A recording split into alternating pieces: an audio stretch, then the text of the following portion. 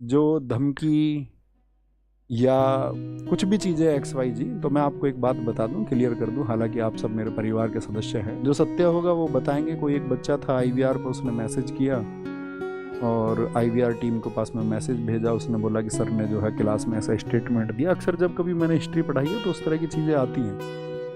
हालांकि मैं, नए छात्र कुछ होंगे, पुराने छात्रों को तो मैं ये बात बता चुका हूँ कि मैं धर्म और जाति के प्रभाव का व्यक्ति नहीं हूँ, पहली बात तो। दूसरी बात मैं आपको बताऊँ तो उस बच्चे ने बड़ी कमाल की बात कही।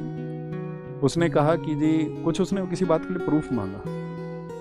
मतलब जो मैंने आपको बताया था ना कि भाई उमैयद वंश का जो खात्मा है वो अब्बासियों ने कर दिया।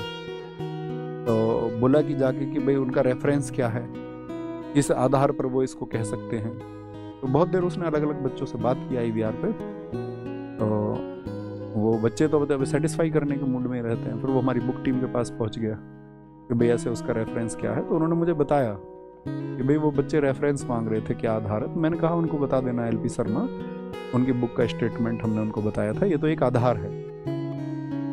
तो उस बच्चे ने बड़ी कमाल की बात की कि जी वो हमारे भाई हैं, हमारे अग्रज हैं, लेकिन राजीव गांधी जी भी बड़े अच्छे आदमी थे, उनसे एक भूल हुई कि और उसी भूल के बाद में उनको माला पहना दी गई, बम की माला पहना दी गई। तो किसी भी तरह से उन्होंने वो स्टेटमेंट दिया, उनकी अपनी समझ रही होगी। मैं तो ये कहूँगा दोस्त, मेरी अपनी समझ है।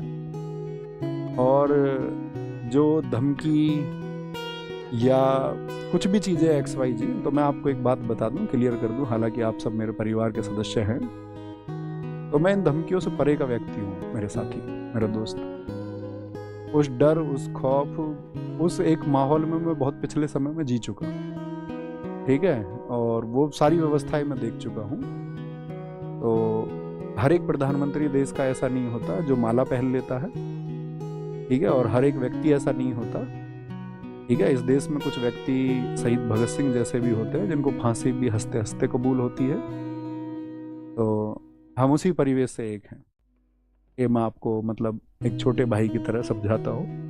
बाकी पढ़ो अच्छे से और आगे बढ़ो, थोड़े मानसिक रूप से संकीर्ण मत बनो, चीज़ों के बारे में रिसर्च करो और आगे से पढ़ते रहो। ऐसा मतलब बहुत बार हुआ है। एक बार मतलब लगभग 2 साल पहले की बात है कि मैं मोहम्मद बिन कासिम को बता रहा था, तो हमारे किसी भारतीय भाई ने उसको, मोहम्मद बिन कासिम को, अपना भाई मान रखा है। बताओ, बोल रहा जी हमारे तो फैमिली मेंबर है, तुम उनके बारे में ऐसा कैसे बोल सकते हो।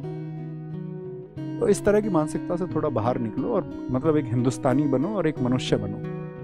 जब आप हिंदुस्तानी और मनुष्य होने के नाते समझ पाओगे तो आपको पता चलेगा कि इस हिंदुस्तान पे जो भी आक्रांता आए उन्होंने देश को कैसे नुकसान पहुंचाया, और उनके लिए वही शब्द जो है उचित शब्द है और मैं उन्हीं शब्दों का इस्तेमाल करूंगा, ठीक है। ऐसा नहीं है मैं आक्रांताओं को ऐसे आकर के आपको मैं बताऊं कि बाकी लोगों की तरह की कासिम ग्रेट है, ये है वो है, नहीं है मेरे लिए। मैं नहीं बताऊंगा, मैं तो नहीं महसूस करता किसी का दबाव।